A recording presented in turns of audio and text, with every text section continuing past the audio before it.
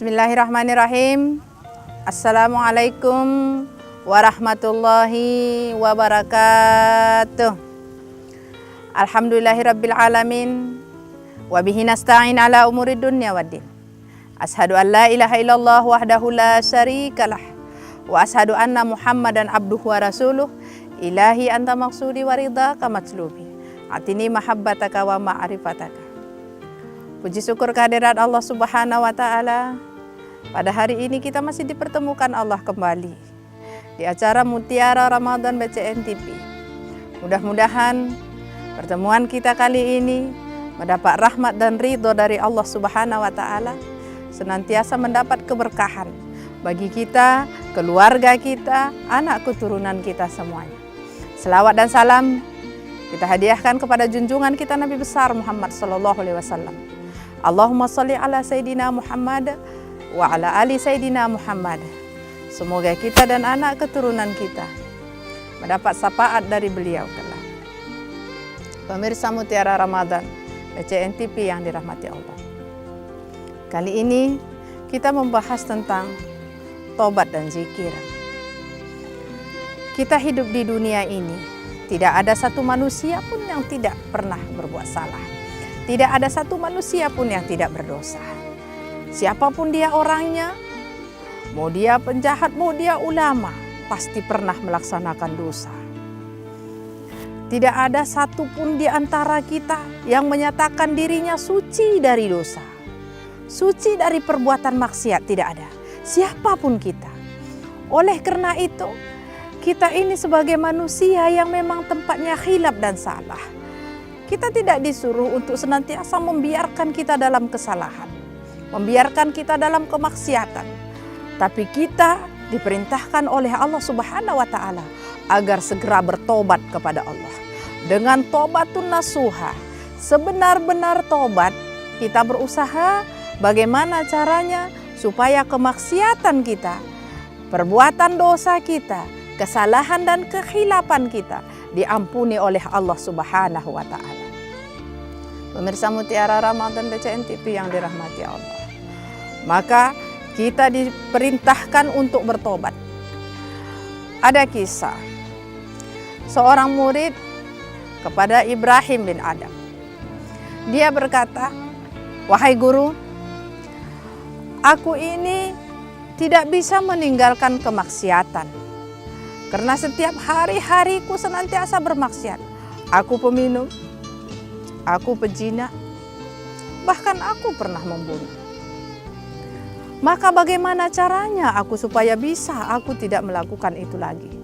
Tapi kalau aku bertobat, aku tidak bisa melaksanakan itu pekerjaan-pekerjaan karena itu sudah mendarah daging bagiku. Bolehkah aku bertobat? Atau diampuni Allahkah itu tobatku? Sebesar apapun dosa yang kita lakukan, sebanyak apa perbuatan maksiat yang kita lakukan, pintu tobat lebih luas. Pengampunan Allah lebih besar daripada apa dosa yang kita lakukan. Maka kita sebagai makhluk Allah, hamba Allah yang mengaku umatnya Rasulullah Sallallahu Alaihi Wasallam, sebagaimana yang dilakukan oleh sahabat-sahabat sebelum itu. Kita lihat Umar bin Khattab yang hari ini terbaring di samping Rasulullah. Bukan manusia yang tidak berdosa, bukan manusia yang tidak pernah berbuat salah. Beliau itu adalah manusia berdosa sama seperti kita ini. Tapi datang kepada Allah dengan ketulusan dan kesungguhan hatinya. Bertobat di hadapan Allah, dan setelah melakukan tobat itu berjanji di dalam hatinya tidak akan pernah mengulangi lagi perbuatan maksiatnya.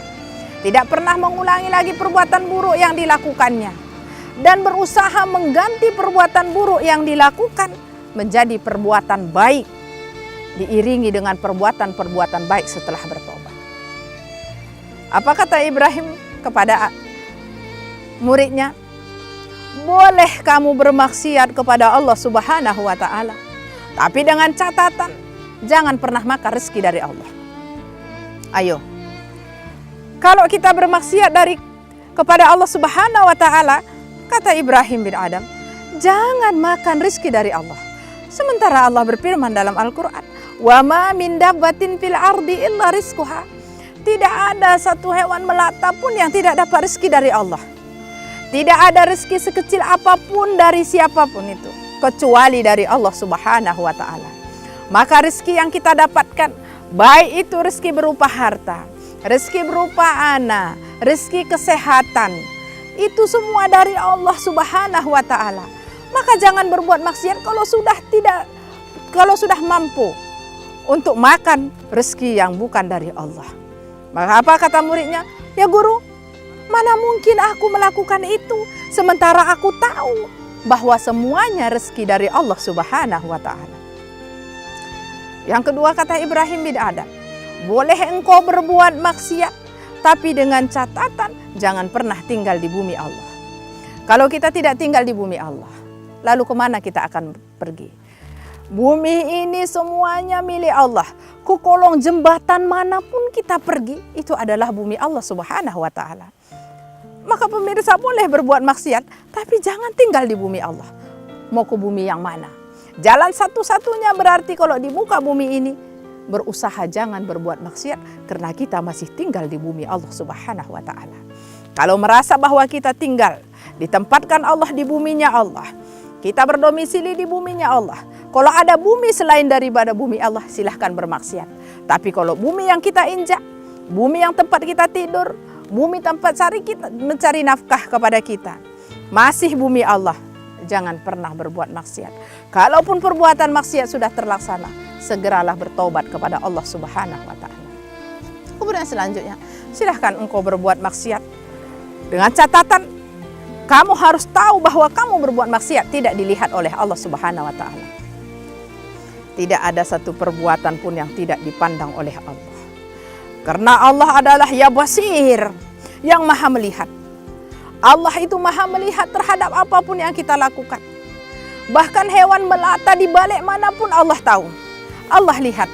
Bagaimana kita mau berbuat maksiat kalau kita merasa bahwa kita senantiasa diawasi, diperhatikan dan dilihat oleh Allah Subhanahu wa Ta'ala. Maka kalau kita sudah belajar, kita sudah mengetahui bahwa senantiasa kita diawasi oleh Allah, senantiasa kita dilihat oleh Allah, maka insya Allah kita akan terhindar dari maksiat dan berusaha untuk bertobat sebaik-baik tobat. Cara bertobat bagaimana? Cara bertobat itu berniat sepenuh hati bahwa mulai hari ini tidak lagi melaksanakan kemaksiatan, berusaha untuk menutupinya dengan kebaikan-kebaikan. Kemudian kalau bisa kita mandi tobat, menyatakan kepada Allah, ya Allah, ampunkan segala dosa. Kemudian dengan cara sholat tobat, menjerit hati kita, menyatakan kepada Allah, ya Allah, mataku berdosa, telingaku berdosa, mulutku berdosa, kaki dan tanganku penuh dengan dosa ya Allah. Hari ini aku datang memohon kepadamu. Di bulan Ramadan yang baik ini, segala doa Engkau ijabah ya Allah. Segala perbuatan tobat kami Engkau akan terima ya Allah. Aku yakin dan percaya dengan cara itulah kita datang bertobat kepada Allah Subhanahu wa Ta'ala. Benar-benar dengan melaksanakan kita sholat tobat. Di situ kita banyak istighfar. Astaghfirullahaladzim. Lisan kita mengatakan istighfar.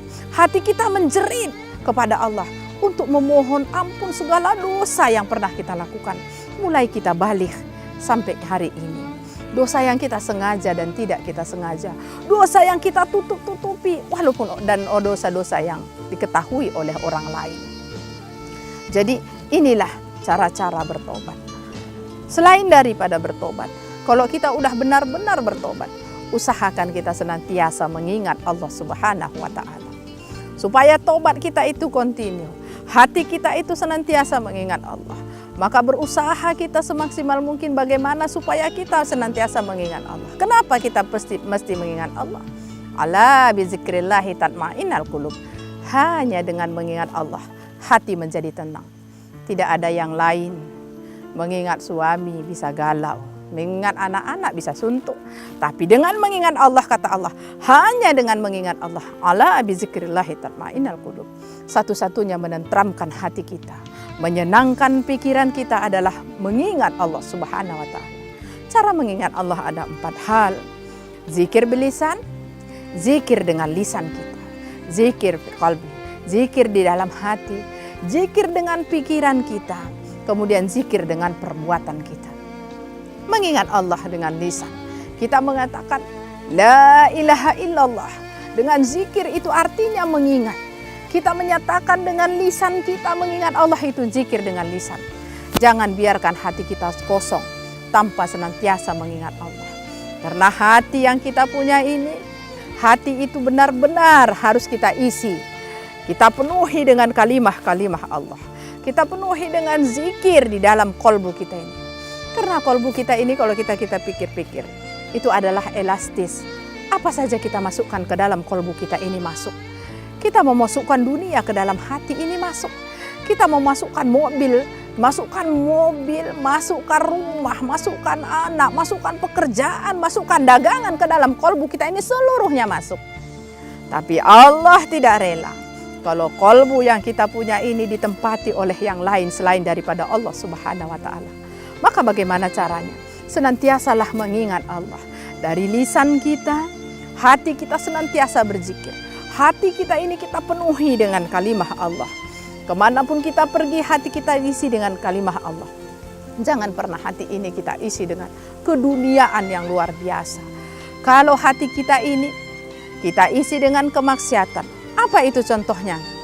Maka kolbu yang suci, itu kolbu yang ditempati oleh Rabb, kolbu yang ditempati oleh kalimah Allah Subhanahu wa Ta'ala. Maka di hati kita itu kita sucikan. Bagaimana setelah kita bertobat mensucikan hati kita? Bagaimana mensucikan hati? Jadikan hati ini poles hati sebenar-benarnya dengan senantiasa mengingat Allah. Jangan pernah di hati kita ini ada iri, ada dengki, kemudian sombong.